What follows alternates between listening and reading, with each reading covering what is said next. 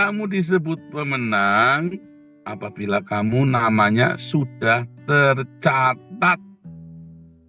Loh, Anda sekarang ini sudah tercatat belum di kerajaan surga? Tuhan Yesus berkata dalam Lukas 10, yang namanya pemenang itu bukan kalau Anda bisa ngusir setan, kalau Anda menyembuhkan orang sakit, berdoa, bernubuat, segala macam nubuatannya tepat terus, itu Anda belum pemenang.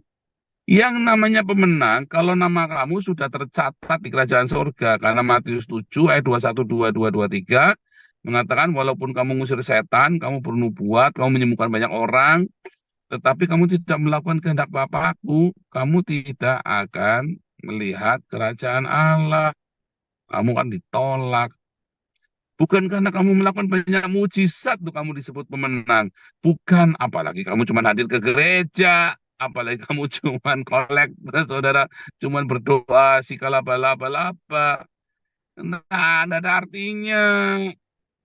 Kamu disebut pemenang apabila kamu namanya sudah tercatat. Loh, Anda sekarang ini sudah tercatat belum di kerajaan surga? Jangan-jangan Anda belum tercatat tuh namamu. Kapan nyatetinnya? Kapan nyatetinnya, saudara? Saudara, pertama kali Anda menerima Tuhan Yesus sebagai Tuhan dan Juru Selamat, ya, Anda tidak tahu Anda sungguh-sungguh apa enggak. Enggak tahu. Sungguh-sungguh apa? Belum tentu. Bahkan Anda sendiri saja tidak tahu sungguh-sungguh apa enggak sampai nanti pencobaan itu datang. Baru Anda tahu itu sungguh-sungguh apa enggak. Sekarang jangan membual. Nggak bisa Anda sungguh-sungguh apa, kita nggak tahu. Ya, sampai pencobaan itu datang. Nah, di tengah pencobaan itu datang, maka baru tahu kita ini sudah lahir baru atau belum. Ya kan? Kalau Anda namamu belum, kalau Anda belum lahir baru, ya pasti namamu belum tercatat. Pasti. Orang sudah lahir baru saja, namamu belum tentu sudah tercatat loh, saudara. Ya, tercatat. Berbahagialah karena namamu tercatat. Orang bayi lahir di mana-mana juga namanya belum dicatat, saudara. Bayi lahir, namanya belum dicatat. Nanti berapa hari kemudian sama bapaknya dicatatkan atau sama ibunya. Bahkan ada yang sudah 10 tahun lahir aja masih belum punya akta kelahiran kan? Ya. Nah, sistem pencatatan kelahiran itu kan dimaksud oleh Yesus.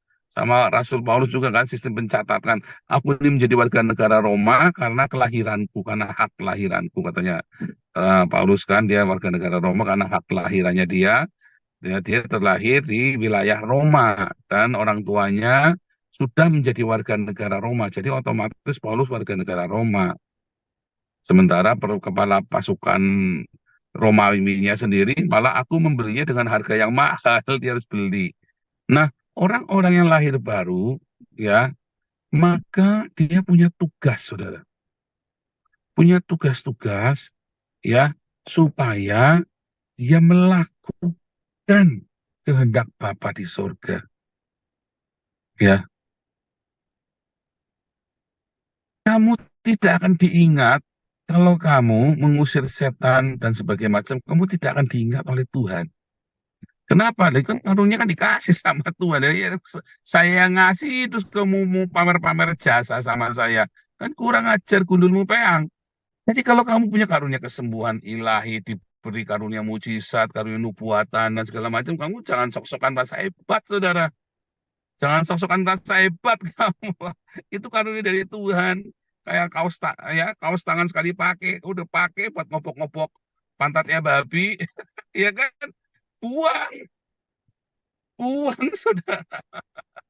Jorok amat Pak pagi-pagi bilang pantat babi. Nggak jorok, ini beneran.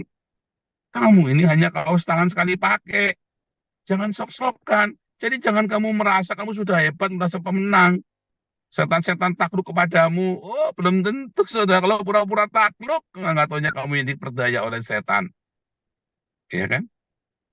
Tetapi berbahagialah bila namamu tercatat. Karena itulah yang namanya pemenang ketika namamu tercatat. Kapan namamu tercatat, saudara? Namamu akan diingat oleh Tuhan kalau kamu menghutangi Tuhan dengan membantu orang-orang miskin. Ya kan? Kalau kamu mengutangi Tuhan, maka namamu dicatat, saudara. Tuhan tidak pernah berhutang kepada siapapun. Tapi begitu kamu kasih bantuan kepada orang fakir miskin, orang janda-janda tua, ya tua renta, ya kasih makan, ya anak-anak yatim, kamu pelihara hidupnya, namamu tercatat. Karena Tuhan tidak pernah berhutang. Begitu ada yang ngasih utang, dicatat sama dia namanya. Itukah, itulah logika aturan kerajaan surga, saudara. Ya, namamu tercatat di kerajaan surga, dicatat. Ya, kayak nama saya tercatat di Israel.